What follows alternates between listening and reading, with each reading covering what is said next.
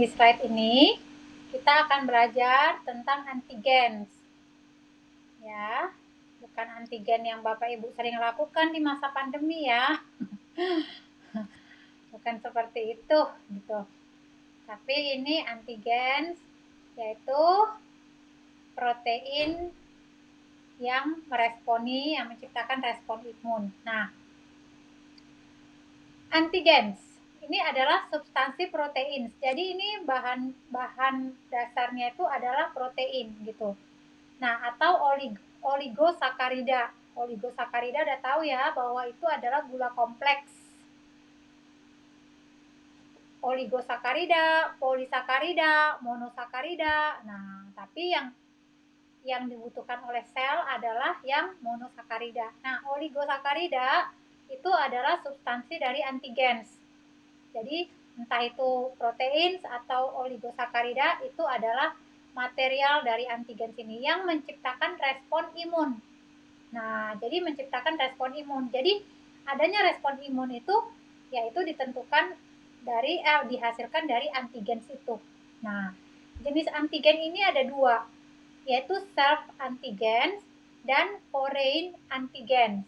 Nah, self antigen itu berarti self, itu berarti antigen sendiri gitu ya, yang dihasilkan oleh sel itu sendiri. Lalu foreign antigen itu dari asing, dari luar gitu ya.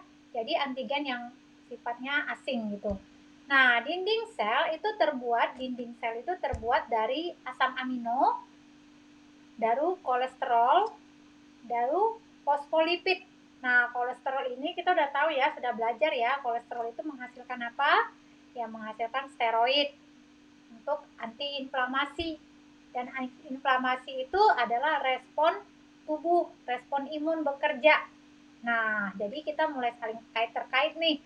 Apa hubungannya steroid dengan kolesterol, dengan inflamasi? Nah, jadi si kolesterol ini adalah anti-inflamasi, anti peradangan, di mana ya cara imun bekerja menciptakan inflamasi, lalu dikasihlah kolesterol untuk mengobati inflamasi tersebut atau mengurangi peradangan. Nah, dinding sel itu tuh terbuat dari asam amino, terbuat dari kolesterol, terbuat dari fosfolipid. Lipid itu lemak fosfo gitu ya.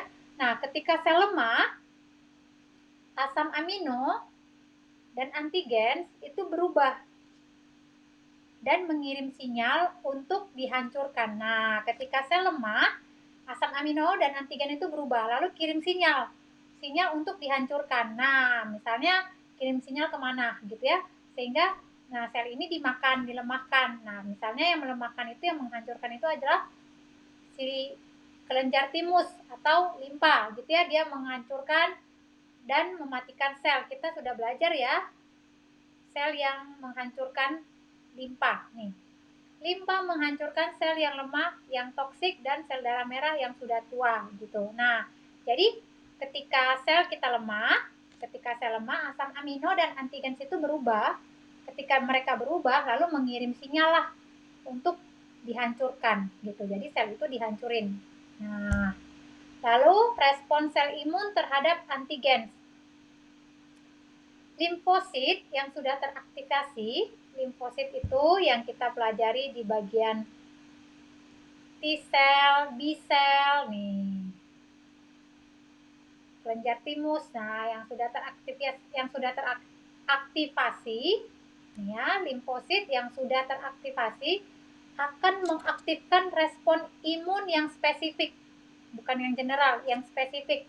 Spesifik untuk meresponin teroris yang masuk tadi secara spesifik. Nah, limfosit yang sudah teraktivasi akan mengaktifkan respon imun spesifik. Nah, interleukins itu dihasilkan dan dirilis oleh makrofag.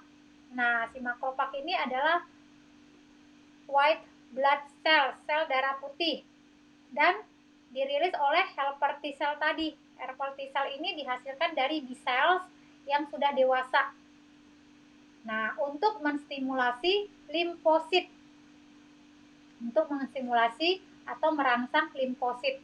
Jadi, Nah, interleukins dihasilkan dan dirilis. Jadi si interleukins ini menstimulasi limfosit. Ya, si interleukins ini dihasilkan oleh siapa? Oleh makrofag dan T-sel. Nah, sel normal yang normal tapi lemah dan rusak, itu dapat menjadi antigen asing dan mengundang respon imun gitu. Jadi kalau sel normal tapi lemah dan rusak itu menjadi foreign antigen yang perlu dihancurin juga gitu, sehingga sel normal yang lemah dan rusak tadi nggak sempat menjadi musuh bagi sel yang lain gitu. Jadi sebelum dia menjadi musuh, sebelum dia menjadi monster, karena dia lemah dan rusak, nah maka ya itu akan mengundang imun respon untuk segera dihancurin atau segera dimakan atau dinetralkan atau dilumpuhkan, karena dia bisa berubah menjadi foreign antigen, yang mana foreign antigen itu ya mengundang imun respon. Si sel normal tadi menjadi antigen asing. Nah, karena dianggap sebagai antigen asing, maka imun ini berespon, oh ini bukan sel nih, bukan sel lagi, dia sudah menjadi musuh, sudah berubah menjadi antigen yang asing. Nah, tadi dia sel, tapi karena dia lemah dan rusak, dia menjadi sesuatu yang asing, lalu imun respon kita, sistem respon tubuh kita, sistem imun kita meresponi itu sebagai sesuatu yang berbahaya, dideteksi ya, berbahaya, lalu dimakan atau dihancurin si foreign antigen tadi. Nah, si foreign antigen ini tuh berasal dari sel yang sudah lemah dan rusak. Nah, lalu bagaimana respon imun tadi? Menstimulus produksinya antibodi. Nah, antibodi distimulus gitu kan oleh B limfosit untuk menetralkan dan menghancurkan sel atau yang disebut foreign antigen tadi atau foreign sel tadi gitu. Jadi udah terundang nih, udah ada nih respon imun karena sel tadi berubah menjadi foreign antigen. Nah, lalu respon yang lain muncul adalah memproduksi antibodi. Antibodi ini oleh si limfosit, supaya apa? Supaya antibodi ini bisa melumpuhkan dan menghancurkan sel yang asing tadi, yang sudah menjadi foreign antigen tadi. Nah, seperti itu. Jadi, sel kita ini bisa menjadi musuh bagi sel yang lain ketika dia lemah atau ketika dia rusak. Dia berubah menjadi foreign antigen. Jadi sel yang tidak dikenalin dan dianggap sebagai intruders, dianggap sebagai invaders, sebagai teroris. Maka ya perlu dihancurin. Nah, menstimulasi respon sitotoksik oleh granulosit.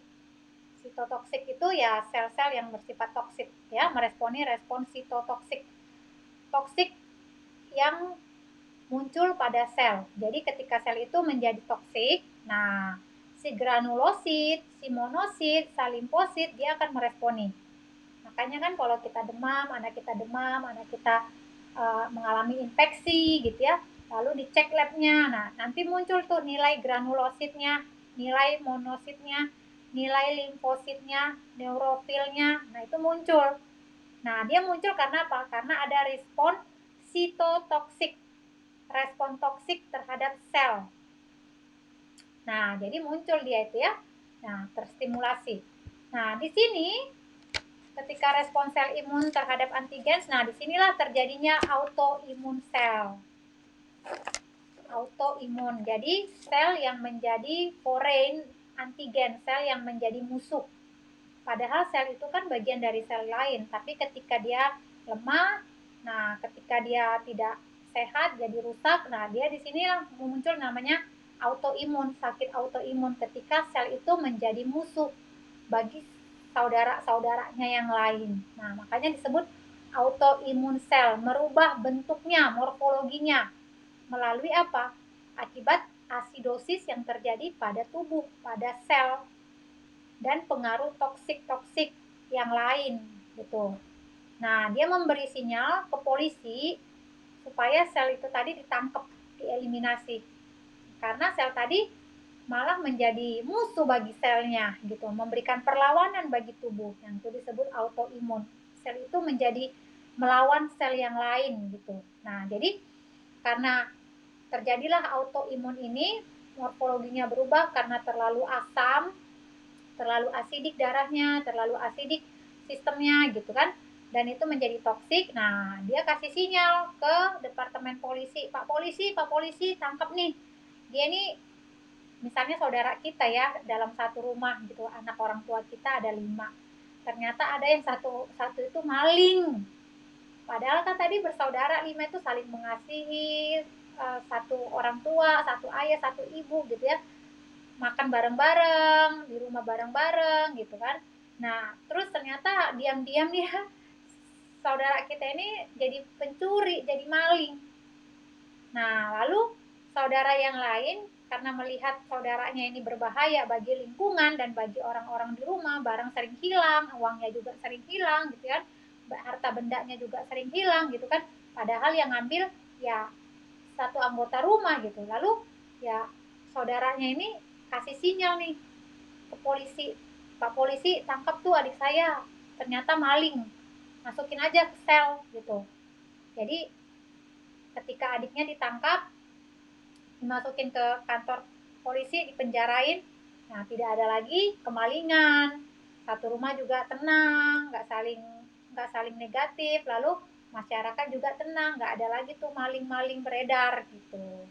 Kira-kira seperti itu respon sel imun terhadap antigen yang adalah protein asing yang terdiri dari protein dan oligosakarida, dan itu menyebabkan ya respon imun gitu ya.